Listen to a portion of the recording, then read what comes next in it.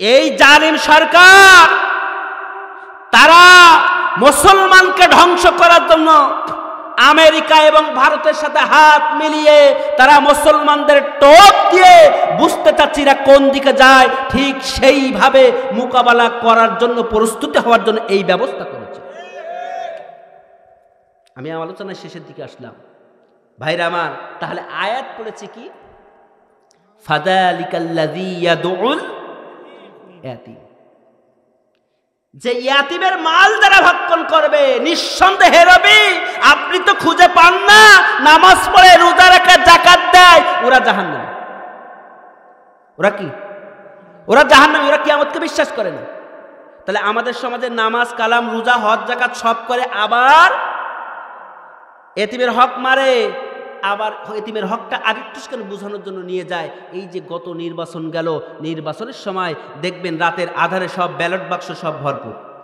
কথা কর লেখা, এই ভোট জনগণের আমানত, এই আমানত যারা চুরি করে ভক্ষণ করেছে কিয়ামতের দিন তাদেরকে জবাবদিহি করা লাগবে।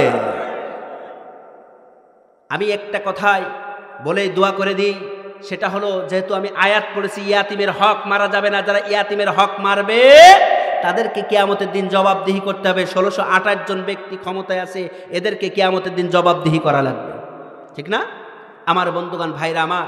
সেটা হলো যে 47 বছর পূর্বে ঘটে যাওয়া ঘটনাকে কেন্দ্র করে নির্দোষ মানুষদেরকে দোষী করে কারাগারে রেখেছে না, হ্যাঁ, ফাঁসির মঞ্চে ঝুলিয়েছে না। এখন 47 বছর পূর্বে 48 বছর পূর্বে ঘটে যাওয়া ঘটনাকে কেন্দ্র করে নির্দোষ মানুষদেরকে দোষী বানিয়ে যদি কারাগারে থাকতে হয়, ফাঁসির মঞ্চে ঝুলতে হয়, তাহলে আমি বলি হে মাননীয় প্রধানমন্ত্রী, জনগণের নেতা, তুমি তো ক্ষমতা থাকাকালীন হেফাজতে ইসলাম হত্যা হয়েছে, হয় নাই? পিলখানা হত্যা হয়েছে, হয় নাই? তার বিচার কি হয়েছে? কথা বলেন, হয়েছে? তার বিচার হয়। তাহলে 48 বছর পূর্বে ঘটে যাওয়া ঘটনাকে কেন্দ্র করে নির্দোষ মানুষদেরকে তুমি দোষী বানিয়ে ফাঁসির মঞ্চে ঝুলিয়ে বিদায় করতে পারো, যাবজ্জীবন জেল দিতে পারো, আর এই বাংলার মুসলমান পিলখানা হত্যার বিচার করবে না, হেফাজত ইসলাম হত্যার বিচার করবে না? এটা তো হতে পারে না। এই বাংলার মুসলমান 100 বছর পরে হলেও এর বিচার বাংলার মাটিতে করবে। যেদিন এর বিচার করবে শুনে রাখো, সেদিন তোমার এই মাটিতে জায়গা হবে না। তোমার বাপের লাশ পর্যন্ত তুমি খুঁজে পেয়েছিলে, কিন্তু তোমার লাশ পর্যন্ত বাংলার জমিনে পাওয়া যাবে না। সম্মানিত হাজিরিন, কোরআন কার? আইন চলবে কার?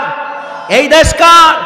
এটা করার বাপের দেশ নয়, এই কোরআন চলবে দেশ আল্লাহর হুকুম দিয়ে। যুদ্ধ করেছে কি হিন্দুরা? কথা কন। 30 লক্ষ মা বোনের রক্তের বিনিময়, ইজ্জতের বিনিময় শহীদ হয়েছে বাংলাদেশ। বাংলাদেশ স্বাধীন হয়েছে না? স্বাধীন হয়েছে। কয়জন হিন্দু যুদ্ধ করেছে আছে ইতিহাসে? হ্যাঁ, যদিও করে 2-1 জন আছে, থাকতে পারে, কিন্তু যে দেশে মুসলমানের গায়ের তাজা রক্ত ঢেলে দিয়ে দেশ স্বাধীন হয়, সে দেশে কোরআন ব্যান করার মতো ষড়যন্ত্র করে, বুঝতে হবে এটা ভারতের ইন্ধন চালার কিছু নয়। ভারত আমাদের ভালো চাই, আর যেই কথা কই সেই সমস্যা আছে না নাই? হ্যাঁ, সত্য কথা বললে পরে যেতে হবে কারাগারে, এমনও আতঙ্ক আজ বাংলার ঘরে ঘরে। তবুও সত্য বলতে চাই, জালিম শাসকের করি না ভয়ে মোরা, জালিম শাসকের করি না ভয়, ঠিক কিনা? সত্য কথা বললে পরে যেতে হবে কারাগারে, এমনও আতঙ্ক আজ বাংলার ঘরে ঘরে। তবুও সত্য বলতে চাই, জালিম শাসকের করি না ভয় মোরা, জালিম শাসকের করি না ভয়। লিল্লাহে তাকবীর। ইমান মানে এখন অতিশয় নির্যাতন, রিমান্ডে আছে যারা অতিষ্ঠ তাদের জীবন। ঠিক না? কোন দেশের ইমান বলো, কোন দেশের ইমান বলো এ শিখাময়, আসলে কি ওদের দয়া নাই হায়রে, আসলে কি ওদের মায়া নাই। ঠিক না ভাইরা আমার? আছে মায়া দা? হ্যাঁ, এখন কিন্তু সমাজের ভিতরে দেখবেন জনগণ আত্মনাদ করতেছে, সব কথাগুলো বলতে পারছে। হ্যাঁ, কবি বলছেন জনতার আত্মনাতে হৃদয় আমার পড়ে এদেশ, জনতার আত্মনাতে হৃদয় আমার কাঁদে, পড়েছে এদেশ আমার কোন জালিমের ফাঁদে। কথা কন না কেন? জনতার আত্মনাতে হৃদয় আমার কাঁদে, পড়েছে দেশ আমার কোন শাসকের হাতে। নির্বিচারে মরছে মানুষ, নির্বিচারে মরছে মানুষ কোন যে অপরাধে, থাকতে পারবো নাকি এই জনপদে, থাকতে পারবো নাকি এই জনপদে। রাস্তায় বের হলে গুম, ঘরে থাকলে হব খুন, রাস্তায় বের হলে গুম, ঘরে থাকলে হব খুন। আছে না নাই? শাসকের বেশ ধরে আজ, শাসকের বেশ ধরে আজ শোষকের দলে, যা কিছু করছে তারা ক্ষমতার বলে, যা কিছু করছে তারা ক্ষমতার বলে। ঠিক না? জনতার আত্মনাতে হৃদয় আমার কাঁদে, পড়েছে দেশ আমার জালিম শাসকের হাতে। লিল্লাহে তাকবীর। আল কোরআনের আলম, আল হাদিসের আলম, লিল্লাহে তাকবীর। ভাই, মাননীয় প্রধানমন্ত্রীকে ধন্যবাদ দেওয়া দরকার। আমার মনে হয় এই সূরা মাউন পড়ে পড়ে বুঝেছে একটি খামার একটি বাড়ি। কি আছে না? একটি খামার একটি বাড়ি, একটি বাড়ির জায়গাও থাকার জায়গাও হবে, আবার খামারে কাজকর্ম করতে পারবে। মনে হয় এই সূরা পড়ে উনি এই কাজটা করেছেন। তাহলে একটি খামার একটি বাড়ি তৈরি করেছেন, এজন্য মাননীয় প্রধানমন্ত্রীকে বাহবা দেই। কিন্তু যারা আজকের সম্পদ দেখবেন কেড়ে নেয়, জায়গা জমি কেড়ে নিয়ে নিঃস্ব করে, ক্ষমতায় যে একজনের জায়গা অন্য দল করার কারণে কেড়ে নিয়ে তাকে নিঃস্ব করে এক স্থান থেকে আরেক স্থানে তাড়িয়ে দেয়, আছে না না? কিয়ামতের দিন ওদেরকে জবাবদিহি করা লাগবে। আমার বন্ধুগণ, ভাইরা আমার, আমি আপনাদেরকে বলতে চাই, আমাদের সমাজে যারা রাস্তা করে দিবে, সুন্দর রাস্তা, কালভার্ট করে দিবে, সুন্দর পথ করে দিবে, বাড়ি করে দিবে, থাকার জায়গা করে দিবে, অসহায় দরিদ্রদেরকে আল্লাহ পাক রব্বুল আলামিন তাদেরকে জান্নাতের ভিতরে এমন একটা সুন্দর ব্যবস্থা করে দিবে। আমার আল্লাহ তাআলা বললেন, হে নবী, যারা এতিম মিসকিনের সম্পদ মেরে খাবে, জায়গা জমি কেড়ে নিবে, এরাই হলো কিয়ামতকে অস্বীকার করে। আপনি দেখেন নামাজ পড়ে, রোজাও রেখে, হজ করে, যাকাত দেয়, অথচ এতিমের সম্পদ ছেড়ে দেয় না, ওদেরকে ধাক্কা দেয়, ধিক্কার দেয়, ওরাই হলো কিয়ামত অস্বীকারী। বুঝতে পারছেন তো ভাইরা আমার? আমার বন্ধুগণ, ভাইরা আমার, আল্লাহ পাক রব্বুল আলামিন আরো সুন্দর করে জানিয়েছেন, সূরা মুদ্দাসসিরের ভিতরে জানিয়ে দিয়েছেন, ফেরেশতা মালিক জাহান্নামের দারোয়ান, মাসালাসাকুম ফি সাকার, কেন আসলেন, কেন আসলেন জিজ্ঞাসা করবে ফেরেশতারা, মানুষদেরকে জিজ্ঞাসা করবে, কেন আসলে তোমরা জাহান্নামে?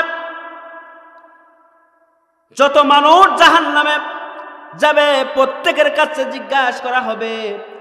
জিজ্ঞাসা করার পরে তারা একটাই কথা বলবে, লাম নাকুম মিনাল মুসাল্লিন,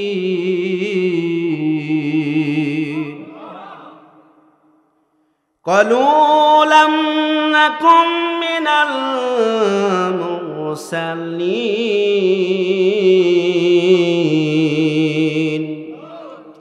জাহান্নামী হয়েছি একটাই কারণ, তার কারণ হলো আমরা দুনিয়াতে নামাজ পড়তাম, রোজাও রাখতাম, হজ করতাম, যাকাত দিতাম, সব করতাম, কিন্তু এতিমের সম্পদ কোনোদিন ছেড়ে দেয়নি। এতিমদেরকে দেখলে ধাক্কা দিয়েছি, আর অসহায় দরিদ্রদেরকে সুযোগে ওদের সম্পদগুলো আত্মসাৎ করে নিয়েছি, এজন্য জাহান্নামে এসেছি।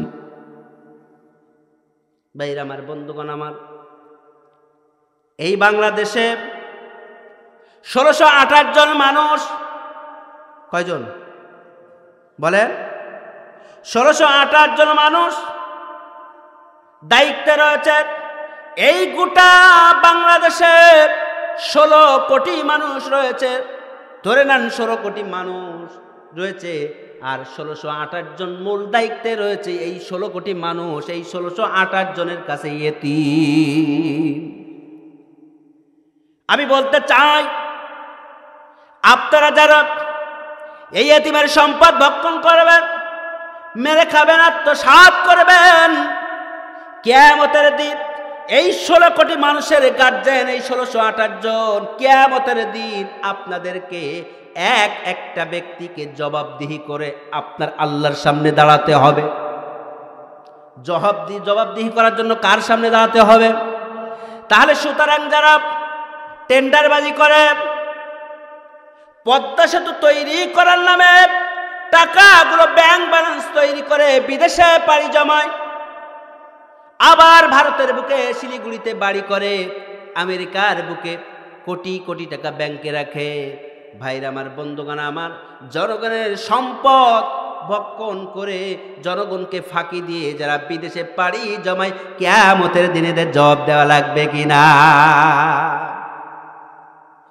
একটা ছোট্ট ঘটনা বলেই শেষ করে দিব।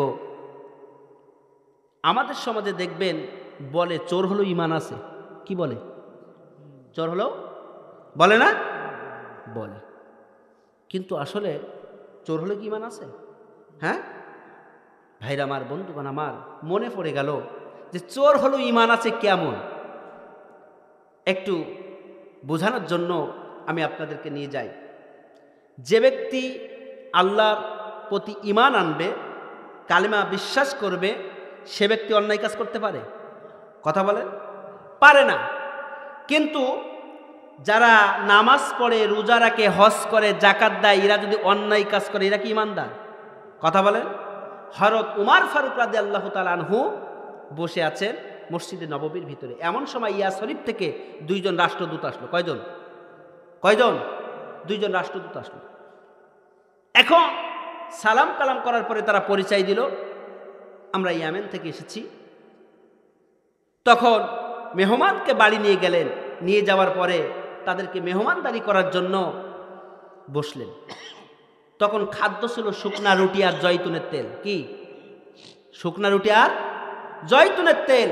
এখন এইগুলা যখন সামনে দিল, দেওয়ার পরে উমর রাদিয়াল্লাহু তাআলা আনহু তিনি ভক্ষণ করবেন, শুরু করবেন, এমন মুহূর্তে তাকিয়ে দেখে মেহমানরা খানা গ্রহণ করে না।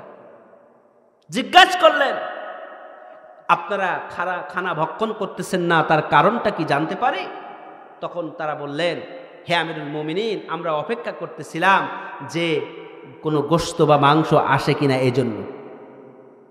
আমিরুল মুমিনিন বললেন, আপনারা গোশত মাংসের অপেক্ষা করতেছেন, অথচ আমার ভয় হয় 12,500 বর্গ মাইল জুড়ে আমি রাজত্ব করতেছি, ক্ষমতায় বসেছি, দায়িত্ব নিয়েছি।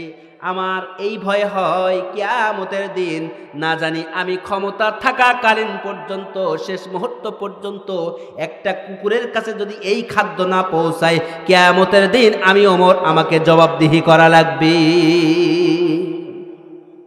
কি ঈমান, কি ঈমান! অথচ আমাদের সমাজে মসজিদে 2500 কোটি 3000 কোটি টাকা এসেছিল, ইমামদের দিয়েছিল রমজান মাসে। কিন্তু বাস্তব কথা বলতেছি, সাতক্ষীরার হুজুর তো জামাত ইসলাম মনে করি আমাদের পর্যন্ত দেয়নি, চেয়ারম্যান মেম্বার মেরি খেই, আল্লাহর কসম দেয়নি। অথচ উলামা লীগ আলেম যে পেয়েছে, সে পেয়েছে, অথচ আমার পর্যন্ত আসেনি। আমি তখন সাতক্ষীরা কলারওয়ারে একটা কেন্দ্র মসজিদে জুমা পড়াতাম। আসে নাই, চিন্তা করলাম, জিজ্ঞাসা করলাম দলের নেতার কাছে, ভাই সরকার তো টাকা দিয়েছে, ইমাম সাহেবদের বোনাস দিয়েছে, কই? তো বলছে, ভাই আপনার পর্যন্ত আসবে না, কারণ আপনি তো জামাত ইসলাম করেন। অপরাধ কি? কথা বলেন। পঞ্চগড়ের লোক আমার মাহফিল করতে দেয় না, কারণ কি? শুধুমাত্র সাতক্ষীরার লোক বলে। কারণ ওরা গেলেই যেখানে যায়, সাতক্ষীরার লোক, ও তো জামাত ইসলাম, এক কথাই জামাত ইসলাম বলে দেয়। আমি তখন বলি, ভাই জামাত ইসলাম কি গায়ে লেখা আছে? আমি এই কথা বললাম। আচ্ছা মেনে নিলাম সাতক্ষীরার লোক সব জামাত ইসলাম, তো এই যে এমপি গুলো হয়েছে, তাহলে তো নিঃসন্দেহে ভোট চুরি করে এমপি হয়েছে। তাহলে এই সরকার প্রমাণ করে দিল এরা চোরে, চুরি করে ক্ষমতায় বসেছে, এরা জনগণের ভোটে বসে না। তাহলে ধরা কনে খাই দেখছেন? হ্যাঁ আমার বন্ধুগণ, ভাইরা আমার, তাই আমি বলতে চাই, কুমিল্লায় যারা এই যে দুর্গার কাছে, মা দুর্গা সহ মূর্তির পায়ের কাছে যারা কোরআন রেখেছে, এটা নিঃসন্দেহে ষড়যন্ত্র ছাড়া আর কিছু নাই। কারণ এটা একটা টোপ। কি এটা? টোপ। কারণ মুসলমানদের আবেগ নিয়ে খেলতেছে, দেখতেছে মুসলমান কি করে, আর মুসলমান যেদিকে যাবে এই ভাব মূর্তি দেখে ফেলেই বুঝতে পারলেই ওরা ঠিক সেই কায়দায় সতর্ক হবে।